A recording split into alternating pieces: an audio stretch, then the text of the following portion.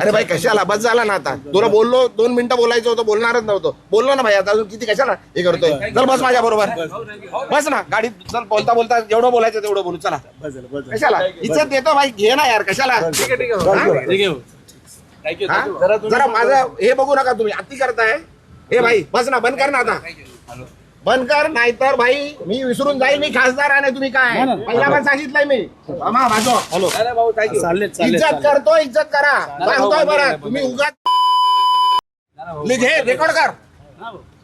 इज्जत करतो उगाच डोक्यात जाऊ नका उगाच डोक्यात जाऊ नका घराखाली उगाच देतो ठेवतोय तुम्हाला जेवायला देतोय काय उगाच त्यांच्याकडे जाल ते बोलतात ना मला मी बोलणार नाहीये आता परत आले तर मारून पाठवणार तुम्हाला पण जे बोलायचं लिहायचं ते लिहा रेकॉर्ड करा सांगा तिकडे कमिशनरकडे जाऊन कंप्लेंट करा इज्जत करतोय तुम्हाला सहन करतोय खूप दिवस सहन केलं तुम्ही हा अरे लिमिट आहे कुठल्या गोष्टीची बोलली आहे ना ती सांगितलं ना सर्व बा त्यांनी काय बोलू दे अरे काय बोलू दे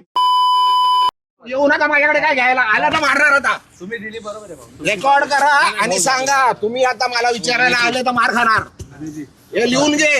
रेकॉर्ड कर काय करायचंय कंप्लेंट करायची कर पोलीस आहेत सर्व त्यांच्या समोर सांगतोय बस झाला सहन केलं खूप हा एक गंभीर बाब महाराष्ट्रामध्ये आताच पुण्यातली घटना सुनील शेळकेंनी या ठिकाणी मांडला अध्यक्ष महाराज त्याचप्रमाणे अध्यक्ष महाराज संजय दिना पाटील खासदार यांनी पत्रकारांना मारायची धमकी देऊन टाकली अध्यक्ष महाराज माझा या ठिकाणी मुद्दा असा आहे व्यक्ती म्हणून नाही या ठिकाणी आता पत्रकारही सुद्धा अडचणीत आलेले आहेत त्यांनी अगर माहिती मांडायला गेलेत तर त्या पत्रकारांना तुम्ही माहिती का दिली त्या पद्धतीचं का दाखवलं त्याच्यावरही या महाराष्ट्रामध्ये पत्रकारावर आता अंमला व्हायला निघाला असेल तर अध्यक्ष महाराज काय चाललं या महाराष्ट्रात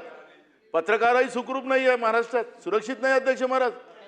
आणि म्हणून आपण नोंद घ्यावी आणि शासनाने याची तातडीनं या विषयाचं निवेदन करावं अशा सूचना आपण द्याव्या